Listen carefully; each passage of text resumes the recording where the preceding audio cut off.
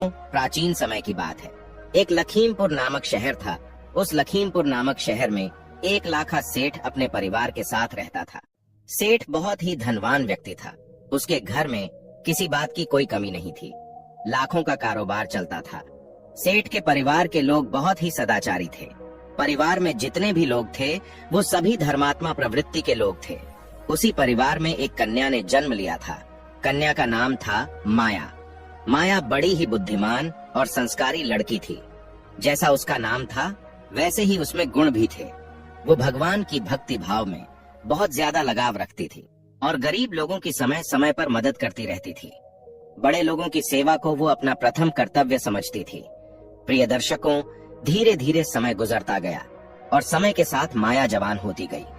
जब उसकी उम्र विवाह योग्य हो गई तो सेठ ने एक सज्जन परिवार को देखकर माया का विवाह कर दिया। माया का ससुर बहुत ही अमीर आदमी था। अमीर होने के साथ साथ वो बड़ा कंजूस भी था। माया जब दुल्हन बनकर आई तो उसने अपनी ससुराल में किसी तरह की शिकायत का मौका नहीं दिया। अच्छे संस्कारों में पलकर बड़ी हुई थी, इसीलिए अपने पति और सास ससुर का खूब आदर करती थी। उसने अपनी सेवा भाव से सबका मन जीत लिया था।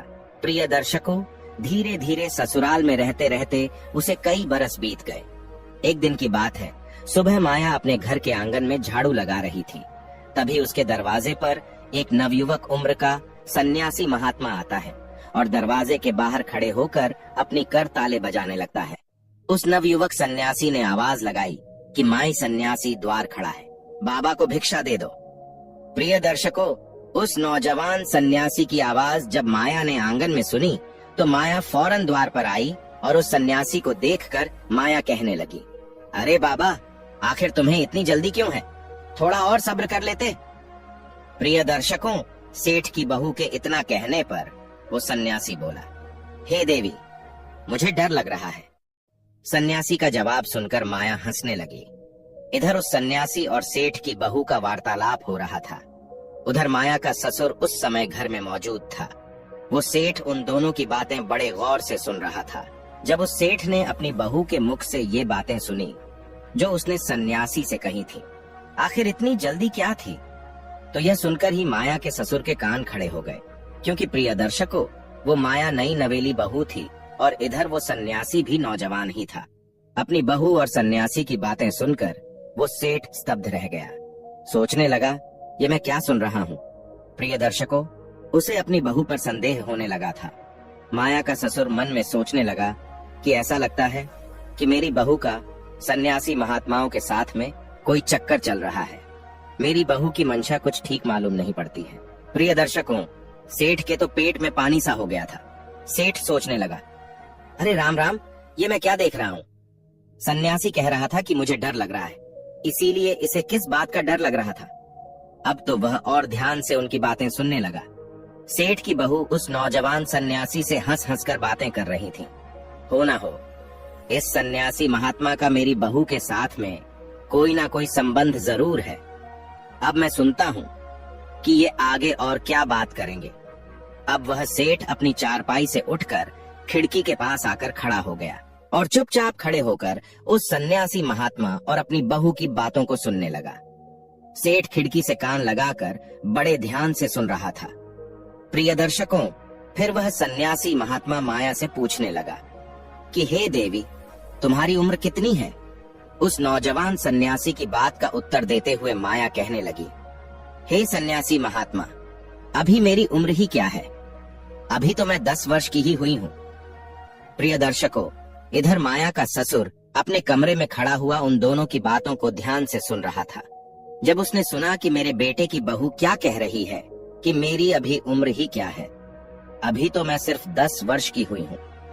इन शब्दों को सुनने के बाद माया के ससुर के दिमाग में झटका सा लगा कि आखिर मेरी बहू ये क्या कह रही है। उस सन्यासी महात्मा से कितना बड़ा झूठ बोल रही है। इसे अपनी उम्र इतनी कम बताने की क्या जरूरत है। उधर महात्मा ने उस बात को दोहराया कि अच्छा देवी, तो अभी तुम्हारी उम्र सिर्फ 10 वर्ष हुई है।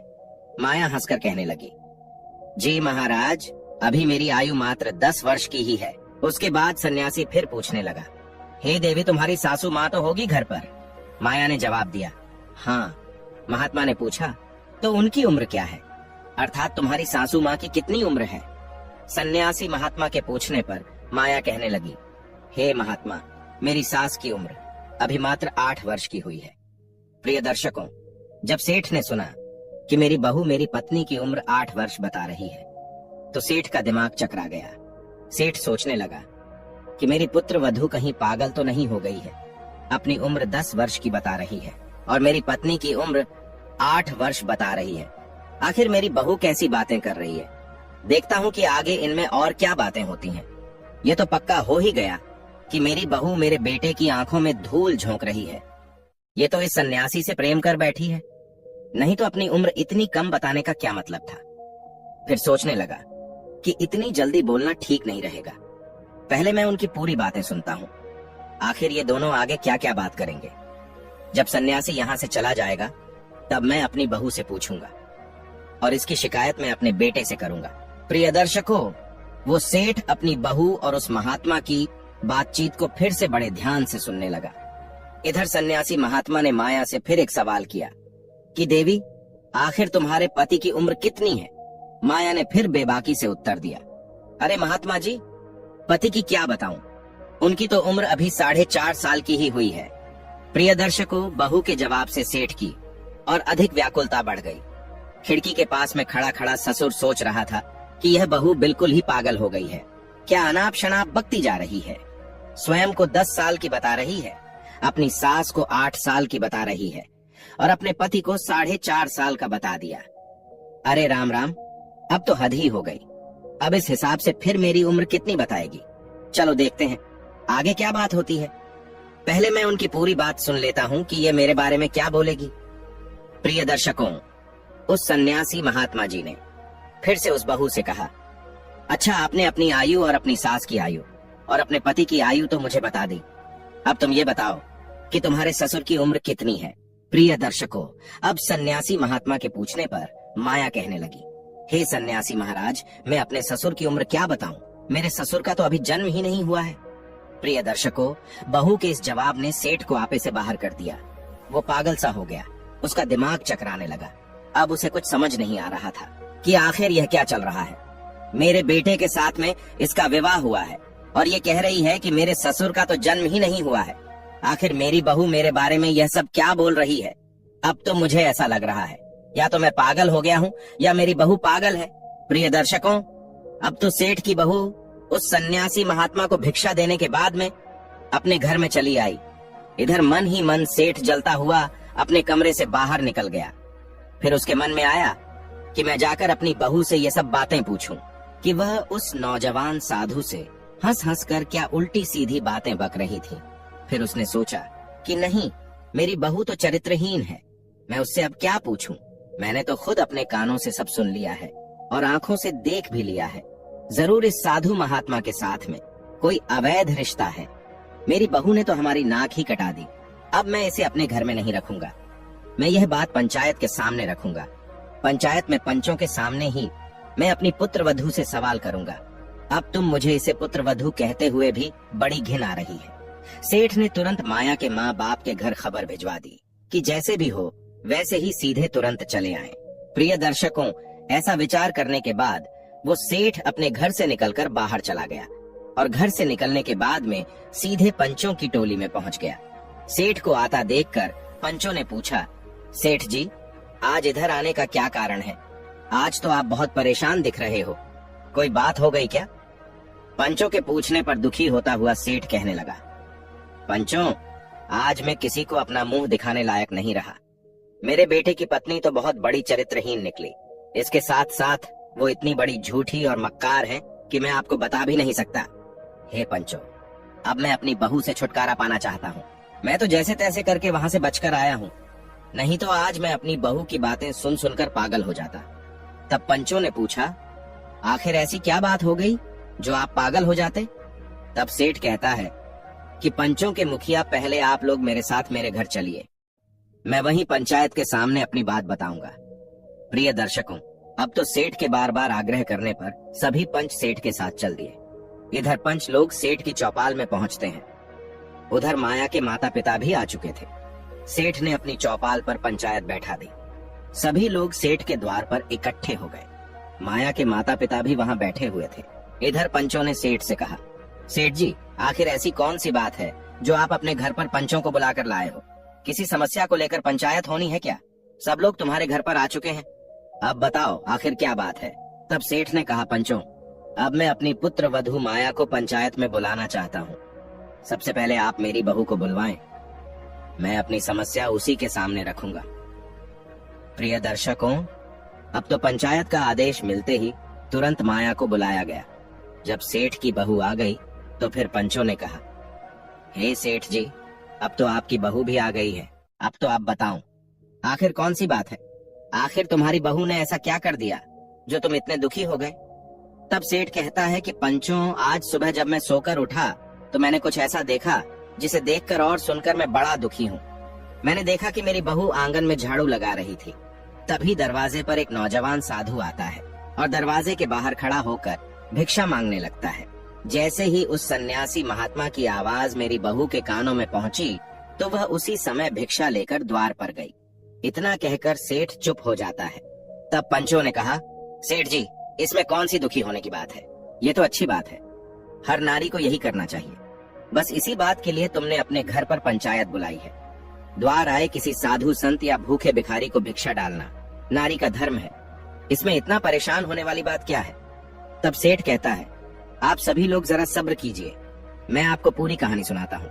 मेरी बहू की करतूत सुनकर तुम भी पागल हो जाओगे। मेरी चिंता बहुत बड़ी है। यदि बात छोटी सी होती तो मुझ पर कोई फर्क नहीं पड़ता। छोटी मोटी बात होती तो मैं तुम्हें अपने दरवाजे पर बुलाकर परेशान नहीं करता। बात बहुत गंभीर है और उसका निर्णय सिर्फ पंचायत ही कर सकती है। पंचों ने कहा, ठीक है सेठ जी, आपकी बातें सुनकर तो ऐसा लग रहा है जैसे कोई बहुत बड़ी बात नहीं है। सेठ बोला, अरे नहीं, जिस बात को लेकर मैं इतना चिंतित हूँ, यदि वह बात आप भी जान लोगे तो आप मेरी परेशानी समझ जाओ। तब पंचों के मुखिया कहने लगा, सेठ जी, इतनी देर से आप हमें गोल गोल घुमा रहे हो, साफ साफ क्यों नहीं बताते कि बात क्या है? तब सेठ कहता है, देखो बात यह है कि मेरे द्वार पर भिक्षा मांगने एक नवयुवक उम्र का सन्यासी आया तो मेरी बहू को चाहिए था कि वह चुपचाप ले जाकर उसे भिक्षा दे देती। उससे बातचीत करने की क्या जरूरत थी? और बातचीत भी की कि उसने ऐसी बातचीत की, यदि उस बात को तुम लोग सुनोगे तो तुमको भी लगेगा कि मेरी बहू ठीक नहीं है। फिर आपको पता लग जाएगा कि मैंने यहाँ पंचायत क्यों बुलाई है। अब ये बात आप मेरी बहू के मुंह से ही सुनिए कि मेरी बहू और उस नौजवान सन्यासी में क्या बातचीत हुई थी।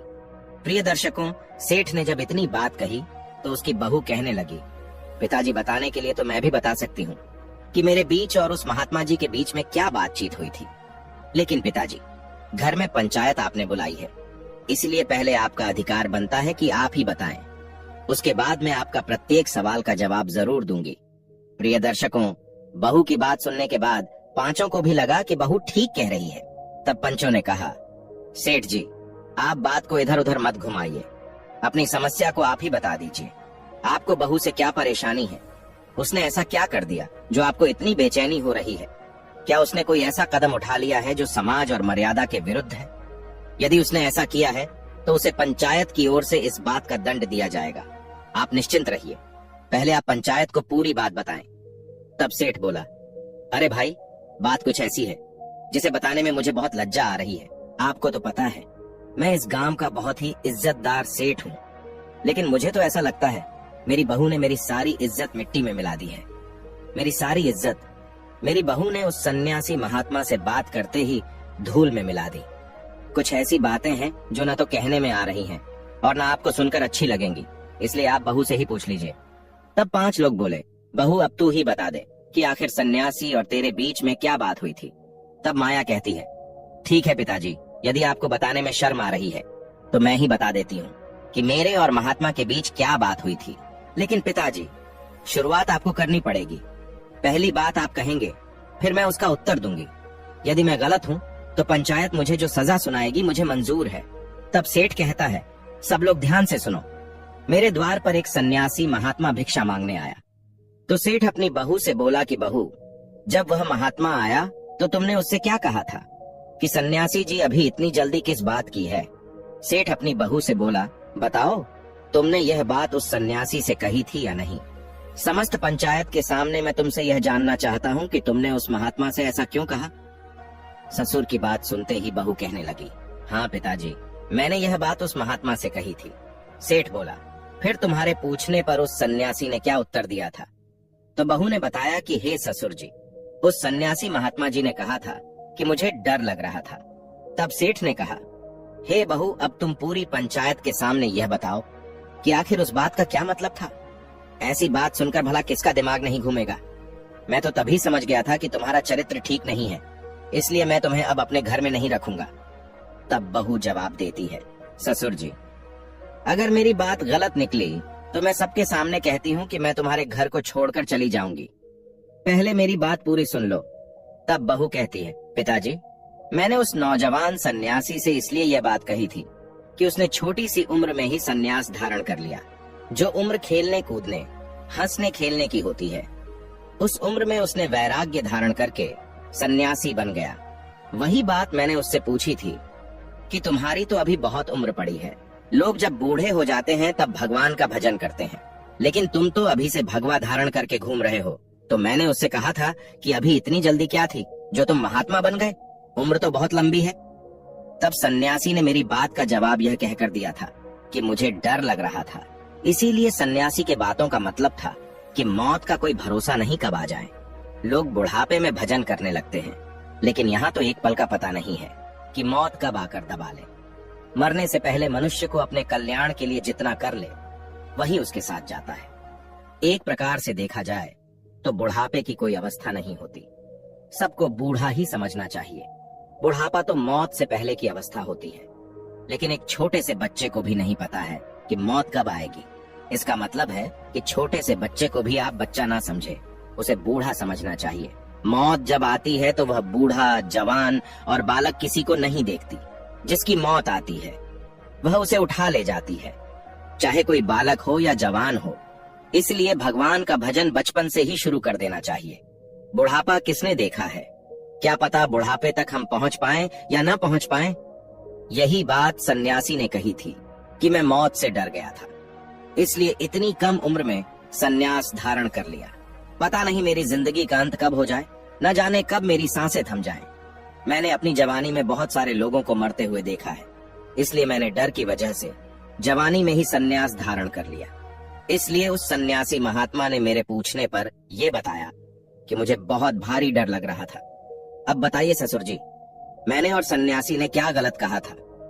प्रिय दर्शकों, बहू की बात सुनकर पूरी पंचायत के लोग बहू की बुद्धि की प्रशंसा करने लगे।